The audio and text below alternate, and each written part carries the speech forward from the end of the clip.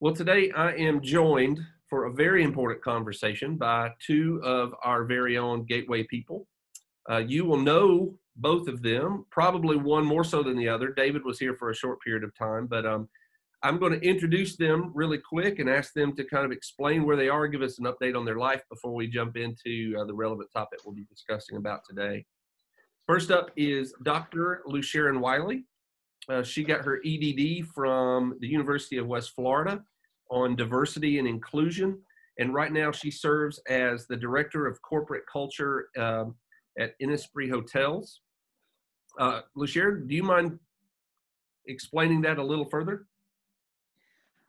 Yeah, and basically the whole idea of diversity and inclusion, and indeed the work that I do today, is about creating an environment where people feel valued and included, because everyone matters and everyone's voices matter.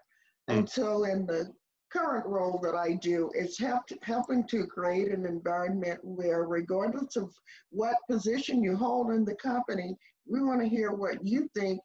We want you to know that you're valued. And it's so important that they hired me to make sure that I go to all of our 30 properties and interact with all of our employees so that we have an environment where it's okay to be who you are and you are celebrated in your uniqueness. Oh, I love it. I cannot think of anybody that is more qualified and more sweet-spirited to have that title than you. Thank you. Lieutenant Commander David Williams. I've always just called him David, but in this context, I am giving him the respect that is due to him. David has served in the U.S. Navy for how many years now, Dave?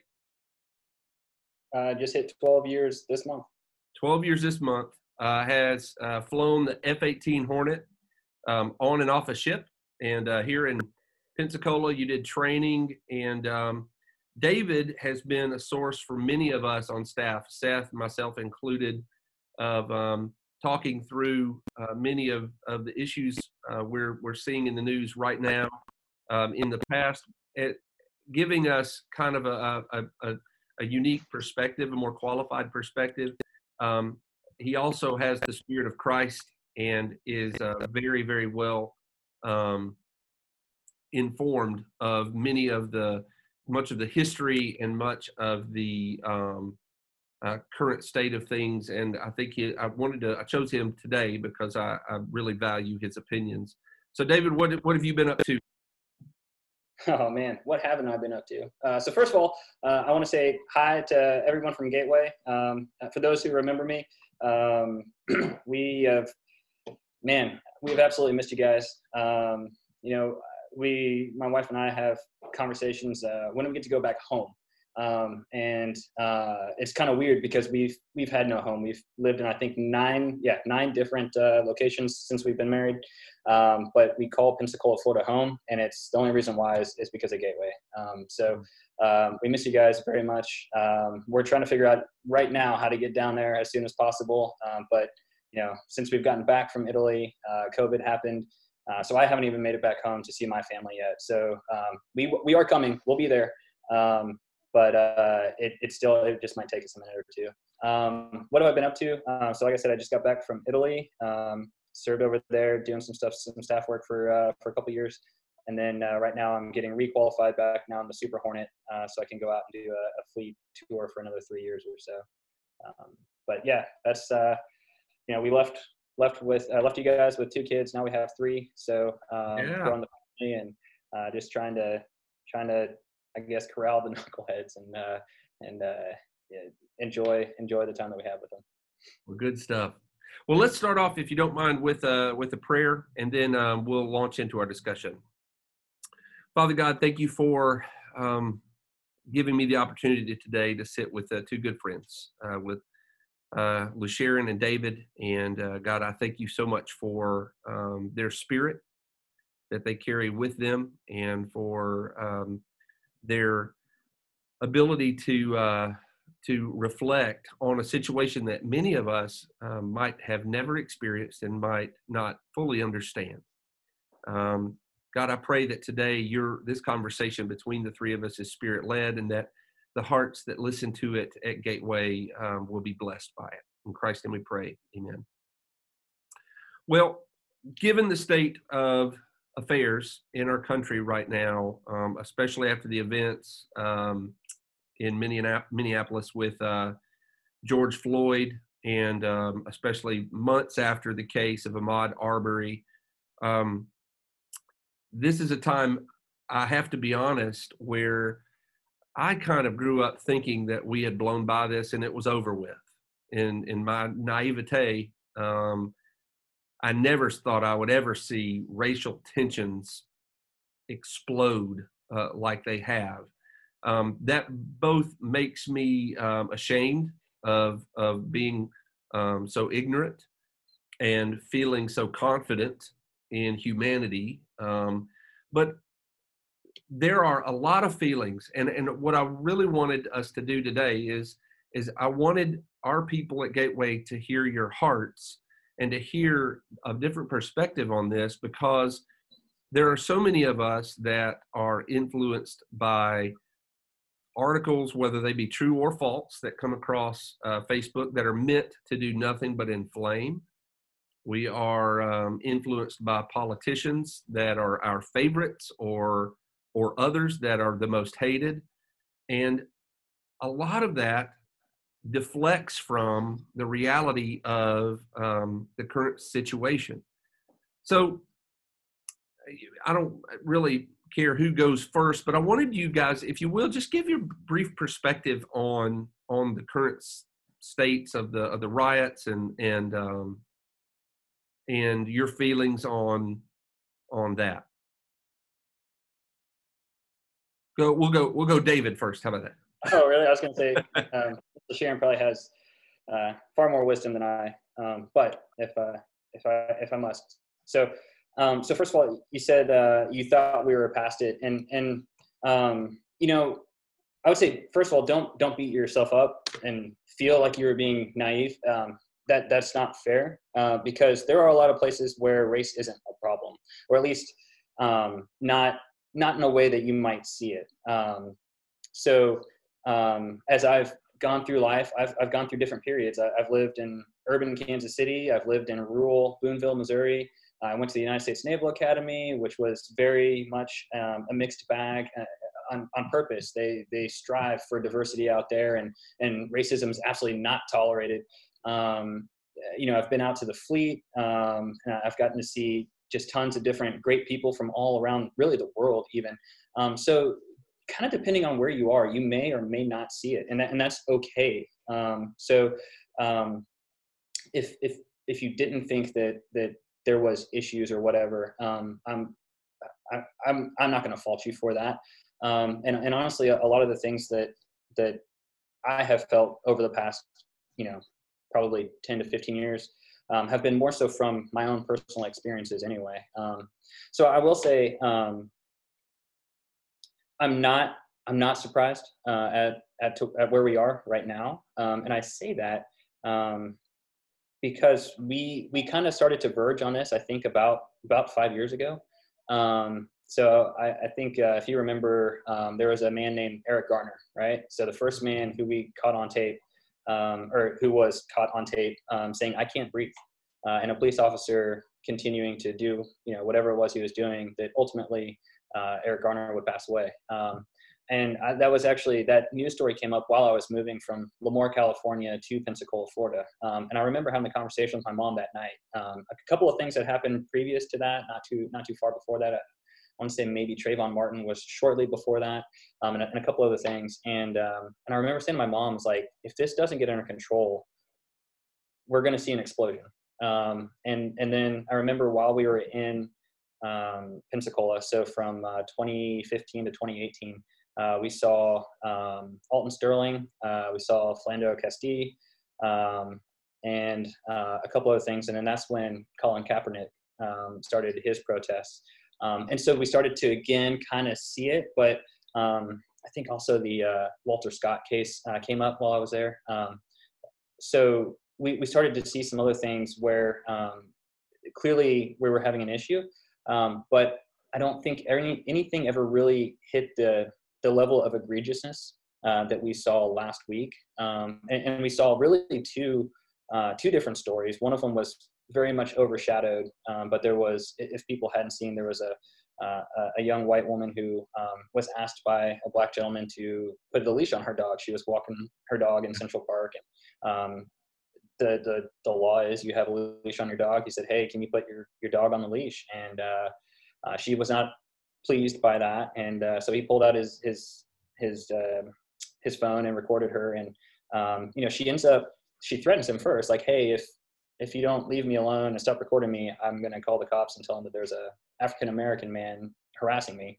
And then she did that. And it's one of those, like, as you're watching it, you're like, she knows what she means or what she's saying when she's threatening that way. So as we've kind of seen those things, I think that we got close, I want to say, 5 years ago, and then it kind of faded for a bit. But then, yeah, as we saw, multiple cases over the last few months, even.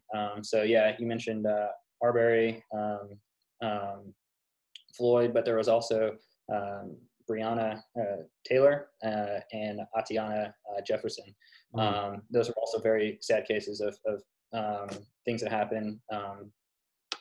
And actually, I can name a few others, but the point is that it was just, I think it was kind of we were snowballing towards it, and I think we've just finally gotten to the point where we have 8.5 minutes of just purely terrifying video of disregard for human life, and I think we just kind of got to the point where it can't be ignored anymore. So I think that's kind of how we've kind of gotten to this point, if you will. Okay. Sharon, what are your takes on it? I really can't add a lot to what David has already said. I think we've seen continuing and escalating unrest in the country, civil unrest, just based on inequity in our system and excessive use of force. And it just simply hasn't been addressed. And I have to agree with David that the video was so graphic, and the lack of care exhibited by the officers there, I think was really eye-opening. And I think in the back of our minds, it's like these are the people who are supposed to protect us. So we have 4 officers here. Will anyone speak up? So indeed, I think that level of anger, dismay, disbelief, and again, the ever escalating and snowballing effect of, it seems that just about every week, a life is taken, not necessarily in that fashion, but in a fashion for which most of us don't have a reasonable explanation. Let me give you the first chance, Lusharon, to talk about this. One of the things that happened that's very unique to ministry for me was Gateway. I think it's safe to say is a predominantly white church. Although in our vision and mission statement we say that we're a diverse community and we strive for diversity. Maybe we don't do as good of a job at that as we need to, and that's honesty.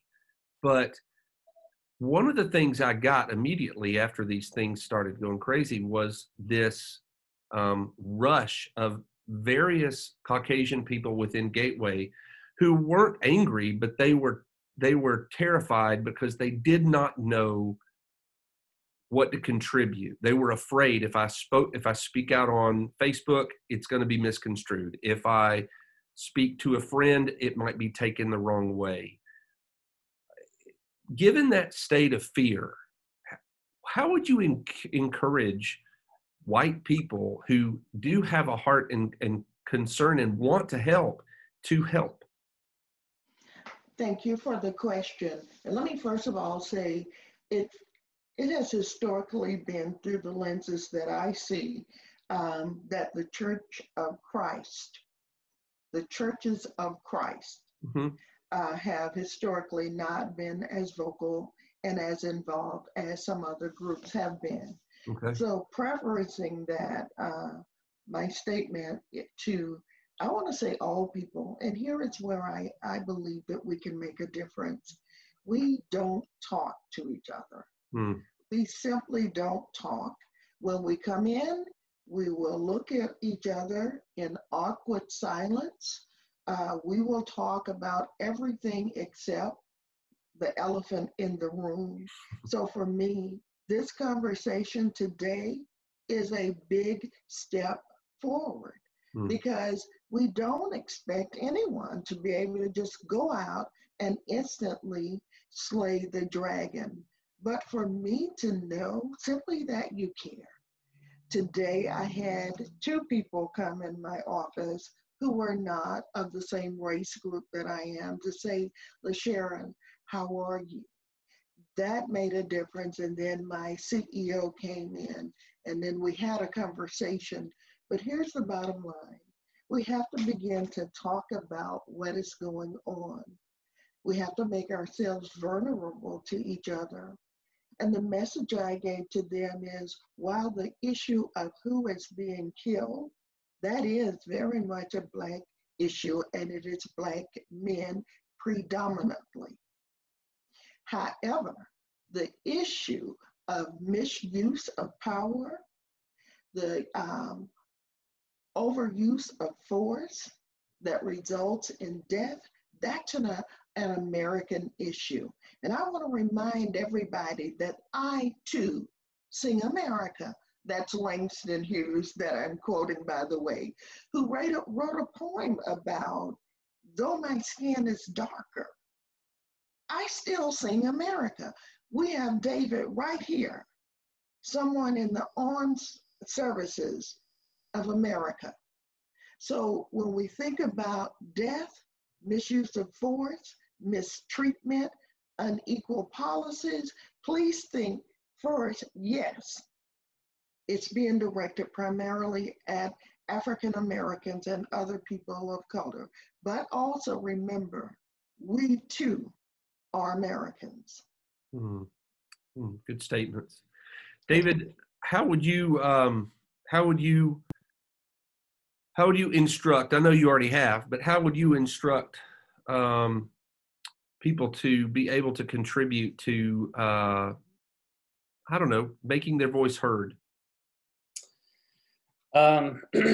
Yeah, so, and actually I just want to, I don't want to say expand, because Ms. Lusharon did a great job, but just confirm that just a simple, hey man, how are you doing?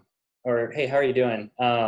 It means the world. It really does. I had multiple people either send me text messages or, hey, can you give me a call when you get a chance? And that was awesome. You know, also just, I know I'm friends with a lot of people still from Gateway on Facebook, and I've seen, or I've gotten tons of comments on the things that I've spoken. I think I made a statement on Saturday, kind of explaining the way I felt, and several church members, just, hey, I see you, I'm sorry, I love you. That's huge. If you do nothing other than like my post and just give me a short, I love you, that's great. That's perfect for me. That goes a long way. Let me ask you this though, because there have been some who have, and when I say that, I'm talking about friends of mine, African American friends of mine, who say they have said, don't let asking me if I'm okay be enough. Move beyond that into a conversation that's intentional. Can you comment on that? Yeah, and so what what I'm always very careful and always caveat things with, I don't speak for all Black people or all mixed race people, right.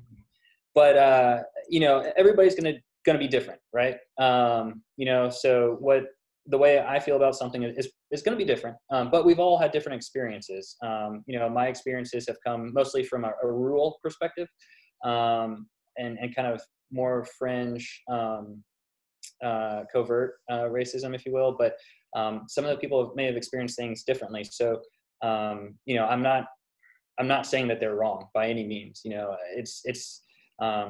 it's one of those. I'd rather make an error of commission as opposed to an error of omission. So I would say,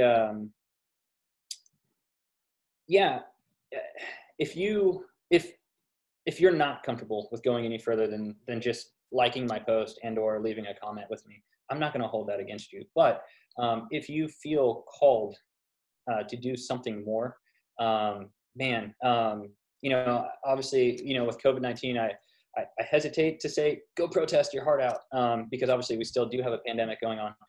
If you are going to go protest, wear a mask and all that stuff, stay safe there. But join something, be a part of something, be a part of, talks or listen to talks and listen to other people as they share their feelings. There was President Obama posted a response a few days ago, and at the bottom of that he gave a couple of links that you can click on and get to some community organization events and stuff like that. I don't know all the hashtags, to be quite honest, but I know, like, say if you look up the hashtag Black Lives Matter, a lot of times that'll direct you to protests or town halls and things like that. So if you feel like there's more that you can do, that you want to do, by all means, search those out and just go attend. Just be there. A protest is impressive when there's 500 people, but it's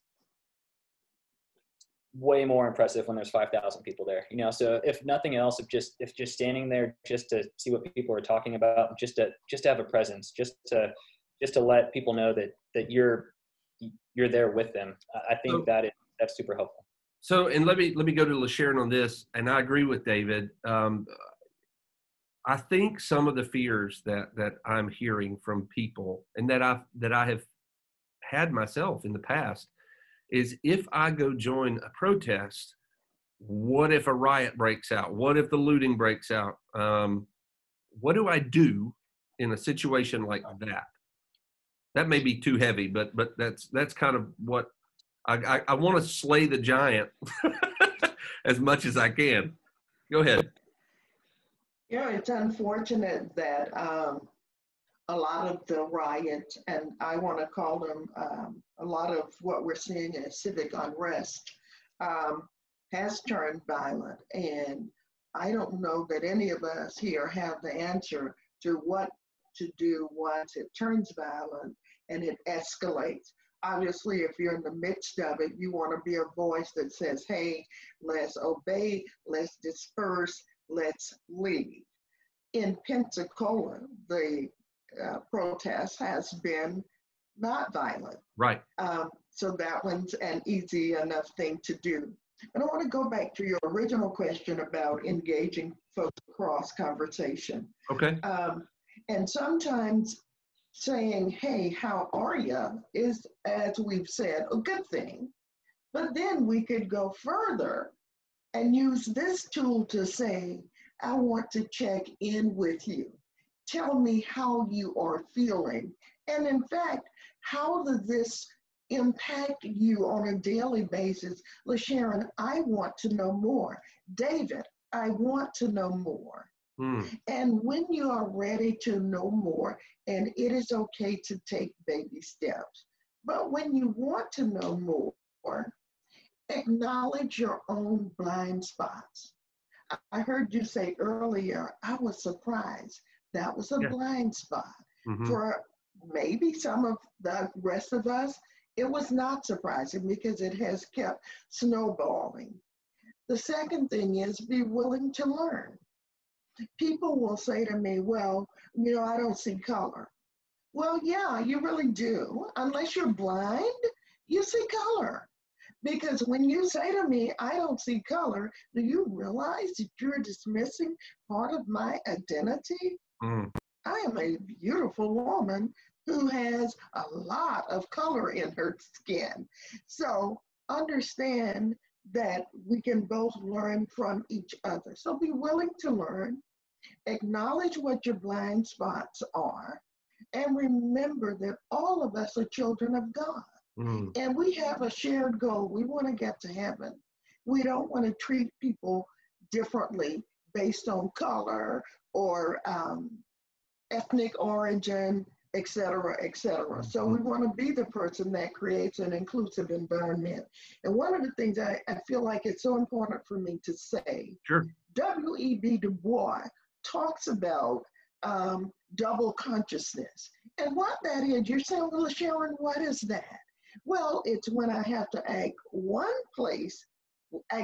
way at work, another way at church, but when I'm in my community, I'm free to be me.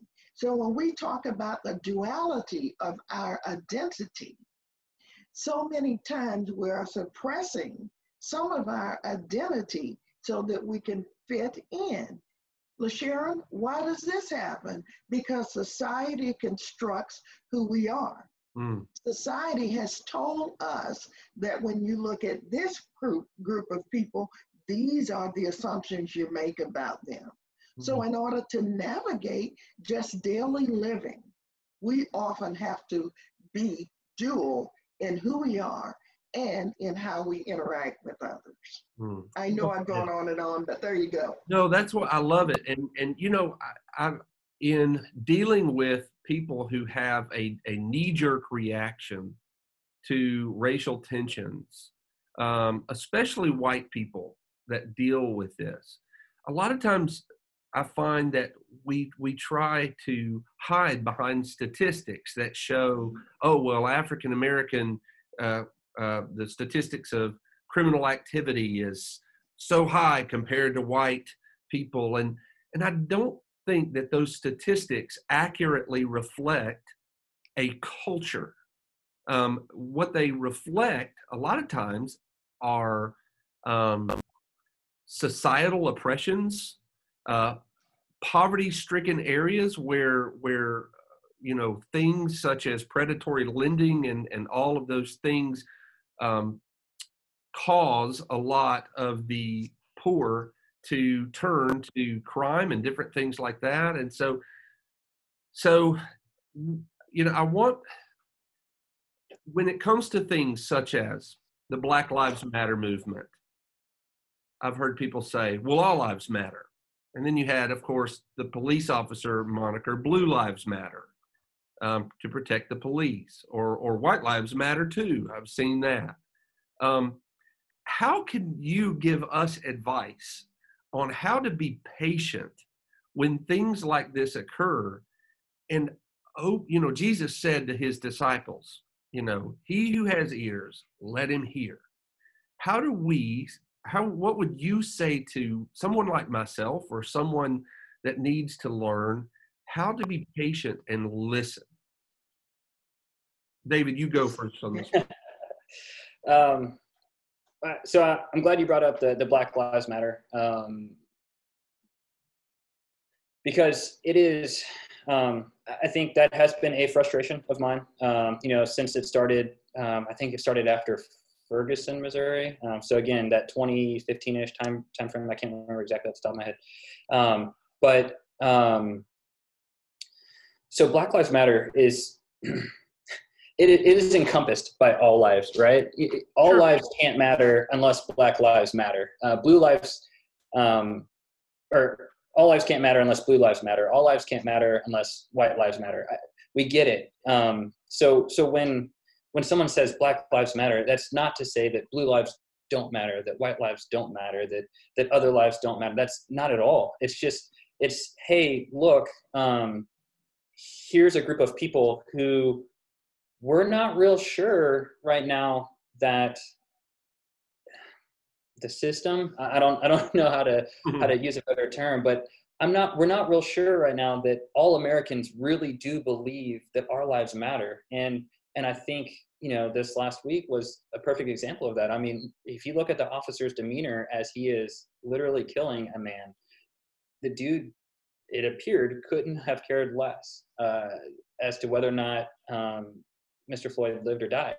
And so that we're not, and we're not saying that other lives don't matter. It's that, hey, we want to be sure that we're included in this group of American, when we say, you know, for liberty and justice for all, that we actually do mean liberty and justice for all. So good comments. Yeah. Really good. So now I went down that rabbit hole. No, go back to the original question so I can get back on track. What was the original question? Well, I think you answered it. My thing was, how can we be patient? And when things like this happen, you spoke to the Black Lives Matter situation beautifully. And I'll say this, you spoke to that part. Let me segue to Lusharon on the other part, which is, rather than being reactive or feeling, you know, sometimes I feel like whenever racial tensions skyrocket and they get bad, a lot of white people are like, don't blame us, it wasn't our fault. And they want to run for it because they weren't involved in what took place there.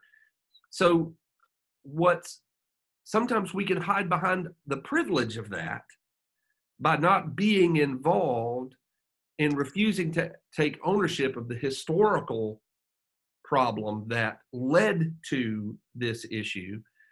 And so how would you say, hey, be patient? Like, I mean, we're so quick to say, oh, that rioting, all that looting, it's so awful, it's so terrible. We all know it is. But rather than speaking out so quickly and being so condemnatory, how can we be patient and understand? That's a good question. And I think all of us would love not to see the rioting, the part where it becomes violent and gets out, strays away from the focus. And the original intent is to focus on the fact that indiscriminately, without question, African-American men are being killed in America by people who wear uniforms. So I think if we can, number one, make sure that we are focused on that. Now, it's much bigger than that. We've talked about systemic racism. We've talked about inadequate health care. We've talked about an unfair judicial system in terms of policing, in terms of sentencing guidelines, in terms of patrolling our communities. All of these things are issues. So for me, rather than to get into the right or wrong of the violence that we're seeing, it's more the questions of what can we agree on? What are some things that you see that you believe may be where a different standard is being applied to this group as opposed to the rest of America? What are you willing to work on to bring some confusion there? Are you willing to say, when I see this film, here's what I see? And if we don't see the same thing in that, let's dial it back and let's talk about, do you believe, first of all, that there are inequities in the system? And I think the biggest thing is to create an environment where people's voices are heard, where we have specific things that we're discussing. And one of the things is to understand my reality, because my reality is very different from yours. So where I am from, Lusharon Wiley grew up in an all-Black community in a city that is known in Georgia as the last place where a Black person was lynched. That Black person was a female who was pregnant. That is the reality of what I know. So I know the city that I grew up in. I know the America that I experienced. And I want to share something that I heard with you today that sort of brings it home for me in a very interesting way. I was listening to a video earlier today of people who were sharing their experiences. A woman who lives in a community that is predominantly white, has a black son who had been away at college. This son is tall and he jogs because he's also an athlete. So to her homeowners association, she sent an email that says, hey, this is a picture of my son. He'll be home because the colleges are closed for COVID-19. He jogs, so you will see him jogging in our community. I want you to know who he is because he belongs here. That's full of hurt, that in a community where every life should matter and everybody should be accepted, she felt she had to go that extra step to ensure the safety of her son. My grandson, at 12 years old, who lives in a predominantly white community in California, was with his friend, and they're both of mixed race. But whenever you're mixed race and member of that race is black, you assume black, right?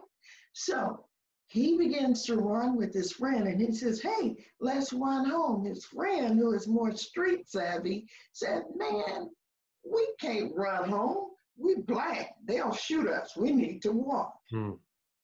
The reality of what our children have to be taught, the reality of what we feel when our car is stopped, the reality of being worried about whether our black son, black husband, black male make it home at the end of the day. That's a reality for us. And we just want everybody to know that we do have two ways that we have to live in America. That's it. That's all I got. Well, I loved it. It's so incredibly sad and so incredibly real. And you know, I will draw this to a close. I know, Lusharon, I know you're working and you taking time out, and I know, David, you're not doing anything important. But I'm just kidding. I know I did see Micah in the background, and that was good to see her and the new baby. So, but you know, let me just say, I really want to thank you guys for being a part of this discussion. It is the beginning of a discussion we want to continue. And I don't care if it exhausts people. I don't care if they feel like they're under attack. I do care that they receive truth. And I do believe that if Jesus Christ were walking this earth, he would be in line with the protests, in support of humanity. That's the nature of God.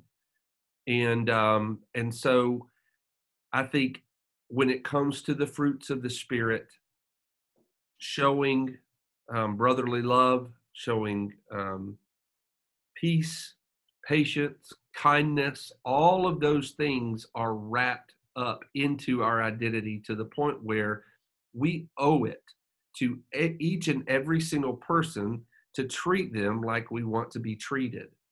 And so whether we like the racial discussion or not, because it's comfortable or not comfortable for us, I think it is a conversation we need to really begin having. So thank you so much, both of you, for being with us. And I'll air this out today or tomorrow morning, depending on what the schedule is. But we'll put that out to the congregation, and they'll get it. And so, from the bottom of my heart, I love you guys both, and thank you very, very much.